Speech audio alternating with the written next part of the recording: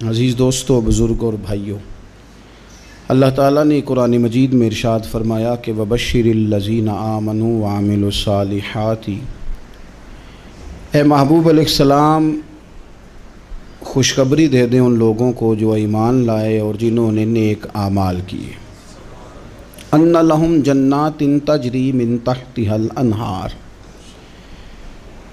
ان کے لیے جنت ہے اور جنت وہ ہے جس کے نیچے نہریں بہہ رہی ہیں۔ اللہ تبارک و تعالیٰ نے اپنے محبوب کریم صلی اللہ تعالیٰ علیہ وسلم کے غلاموں کو خوشخبری سنوائی، اور سنوائی بھی حضور کے مقدس لبھائے مبارکہ سے۔ آپ انہیں خوشخبری دے دیں کہ ان کے لیے جنت ہے، باغات ہیں، اور باغات وہ ہیں جن کے نیچے نہریں رواں دواں۔ لیکن کن لوگوں کو؟ جو ایمان لائے اور جنہوں نے نیک اعمال کیے۔ کچھ نہ کچھ انسان کو نہ عمل کرنا چاہیے۔ وہ جو عمل ہے نا، کوئی بندہ اپنے عملوں سے جنت میں نہیں جائے گا، جنت میں خدا کے فضل سے جائے گا۔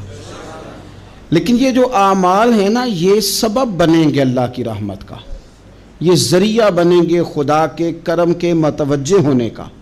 جب ہم نیک اعمال کریں گے تو اس عمل کی وجہ سے رحمت ہوگی، اور وہ رحمت ہمیں اللہ کے قریب بھی لے جائے گی، اور اس رحمت کی برکت سے رب جنت بھی عطا فرمائے گا۔ ہمارے ہاں یہ ہوتا ہے کہ ہم زیادہ تر چیزوں کو تقریر سننے کی حد تک لیتے ہیں، اچھی نصیحت کا لطف ضرور حاصل کرتے ہیں، اچھے جملے کو اپنے دل میں اس کی فرحت ضرور محسوس کرتے ہیں، لیکن عمل کی طرف نہیں بڑھتے۔ اس کا نقصان یہ ہوتا ہے کہ یہ معاذ اللہ ایک باقاعدہ شعبہ بن جاتا ہے کہ میں نے بڑی خوبصورت تیار کر کے تراش خراش کر کے بات کرنی ہے، بڑی عمدہ کرنی ہے۔ اچھے ادیب تو پیدا ہوتے ہیں، اچھے خطیب، اچھے واعظ، اچھے سننے والے، داد دینے والے تو پیدا ہوتے ہیں، لیکن اگر عمل کا شوق نہ پیدا کیا جائے تو پھر باتیں نشستن گفتن برخاستن تک رہ جاتی ہیں، اس کا لطف نہیں آتا۔ پھر تو تقریریں ہو رہی ہیں، ہوتی ہیں اور ہوتی رہیں گی، نتیجہ کیا نکلا؟ جو آدمی کہتا ہے میں اتنے سالوں سے تقریر سن رہا ہوں، تو سوال یہ ہے کہ بھئی اتنا سننے کے بعد تم سنورے کتنا؟ سننے کا ایک ہی مقصد زندگی میں آپ سمجھ لیں کہ سننے کا مطلب سنورنا ہے، اور اگر آپ نے خیر کی بات سنی اور آپ سنورے ہی نہیں، میں آپ کو دعوت فکر دیتا ہوں۔ نبی پاک صلی اللہ تعالیٰ علیہ وسلم نے ارشاد فرمایا، ایک عورت تھی، طوائف تھی، ساری زندگی اس کی گناہوں میں گزری معاذ اللہ، پھر وہ ایک کنویں کے پاس سے گزر رہی تھی، ایک پیاسا کتا اس نے وہاں پیاس سے تڑپتے سسکتے دیکھا، اور پھر اس نے اپنے جوتے کو لٹکا کر اپنے دوپٹے کی مدد سے یا جیسے اس سے ممکن ہو سکا اس نے پانی نکالا، کتے کو پلایا، اللہ نے اس کی بخشش فرما دی۔ آپ ماشاءاللہ ہزاروں میں لوگ ہیں، آپ نے بڑی جلدی مجھے یہ بتانا ہے، یہ حدیث آپ نے پہلے بھی سنی ہوئی ہے نا؟ میرا خیال ہے کوئی بندہ نہیں رہا جس نے نہ سنی ہو، سنی ہوئی ہے نا ہم نے الحمدللہ۔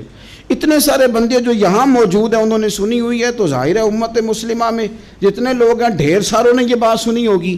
لیکن میرا سوال یہ ہے، میں سڑکوں پہ روڈوں پہ سفر کرتا ہوں، ہم نے یہ حدیث درجنوں بار سنی کہ طوائف نے کتے کو پانی پلایا تو اس کی بخشش ہو گئی، لیکن حال یہ ہے کہ سڑک پر کسی گاڑی سے ٹکرا کر اگر کوئی کتا مر جاتا ہے، اب مر ہی گیا ہے، گاڑی والا، موٹر سائیکل والا، پجارو والا، بس والا کوئی اتنی جرت نہیں کرتا کہ لکڑی کے ساتھ، رسی کے ساتھ ہی پکڑ کے اسے سائیڈ پہ کر دے۔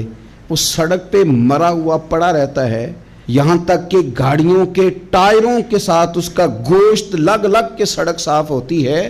اس محبوب کے ماننے والے، جس محبوب نے بتایا کہ طوائف نے پانی پلایا تھا، اور ہمیں سمجھ بھی آ گئی اور حدیث پڑھ بھی لی اور سن بھی لی، پھر اس ملک کی جو مسلمانوں کا ملک ہے اس کی سڑکوں پر مرے ہوئے کتوں کو اٹھائے بھی کوئی نہ، اور زخمی کتا زخمی ہو ہی گیا ہے، اب اسے سڑک سے سائیڈ پہ ہی کر دیا جائے کم از کم، تاکہ اس کی اگر جان باقی ہے تو بچ جائے۔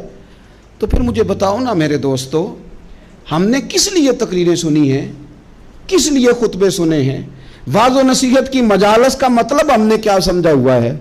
تقریر، تحریر، تصنیف، اچھی گفتگو، اچھا جملہ، اس کا معنی ہم کیا سمجھتے ہیں؟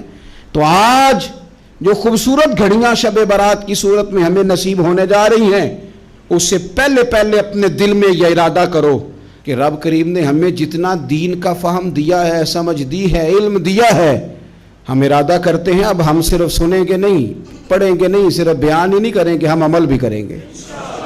کوئی تھوڑا سا نا عمل کا رستہ بھی تو میرے عزیز ہونا چاہیے۔ اب مطلب بہت ساری جگہوں پہ جانے کا موقع ملتا ہے تو لوگ کہتے ہیں پیر صاحب ناراض نہ ہونا، ہم نے بڑا بندوبست کیا ہوا ہے، تقریر ذرا نہ سوا کو گھنٹہ کرنا۔ تو میں کہتا ہوں مثلاً آپ مجھے بتائیں نا، سوا گھنٹہ تقریر کرا کے آپ نے کیا کرنا ہے؟ اگر تو آپ نے اس لیے بلایا ہے کہ جناب ایک بات سنیں گے، ایک واز ہوگا، سر دھنیں گے، تو وہ تو مجھے آتا ہی نہیں۔ تو میں تو مختصر بات کروں گا اور اتنی کروں گا جس کی ضرورت محسوس کروں گا۔ لمبی چوڑی تقریروں کا کیا مطلب ہے؟ ہم کیا چاہتے ہیں سوائے اس کے کہ جناب بات بڑی اچھی کانوں کو لگ رہی ہے، مزہ بڑا آ رہا ہے، تو آپ نے لیا کیا؟ نتیجہ کیا نکلا؟ میرے رسول پاک علیہ السلام کے صحابہ جو حضور سے نصیحتیں لیتے تھے وہ کیسی تھی؟ حضرت عبداللہ بن بصر رضی اللہ تعالیٰ عنہ حاضر بارگاہ ہوئے، آ کے عرض کی یا رسول اللہ صلی اللہ علیہ وسلم، میں آیا ہوں سونے، پتہ نہیں دوبارہ آ سکوں کہ نہ آ سکوں، حضور پتہ نہیں موقع ملے نہ ملے، ایک بات مجھے بتا دیں، میں اس پہ عمل کروں گا، میری زندگی بھی بن جائے اور آخرت بھی بن جائے۔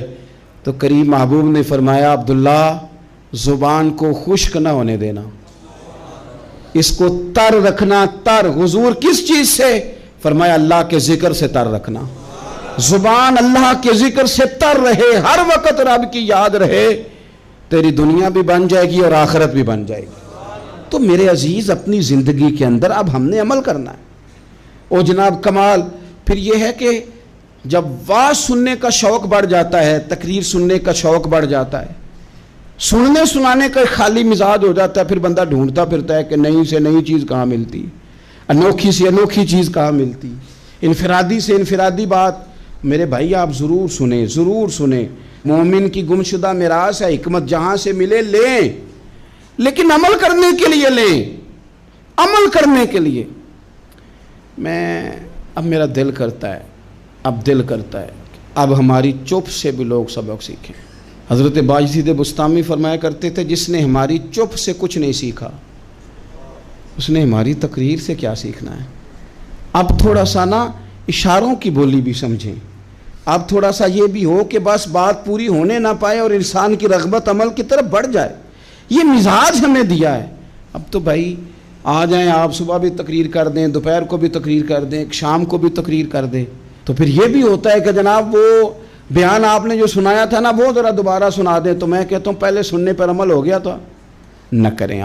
اب ہمیں تھوڑی باتیں سیکھ کر ان پر عمل کرنا ہے اور آگے بڑھنا ہے۔ بڑی سادی بات میرے ابا جی بتایا کرتے تھے، والد صاحب کہتے ہیں کہ ایک دیہاتی بندہ نہ چلا گیا وہ کسی مولوی صاحب کی تقریر سننے، تو اس زمانے میں آپ کو پتہ ہے یہ واش روم کا مروجہ نظام نہیں ہوتا تھا، تو لوگ کھیتوں میں دوسری جگہوں پہ پیشاب کے لیے جاتے تھے۔ تو مولانا نے ایک احتیاط بیان کی، وہ کہنے لگے کہ پیشاب سخت جگہ پہ نہ کرو زمین پہ بیٹھ کر، ورنہ پیشاب کے چینٹے اڑیں گے، کپڑوں پہ پڑیں گے، اور حدیث میں سخت حکم ہے اس مسئلے میں۔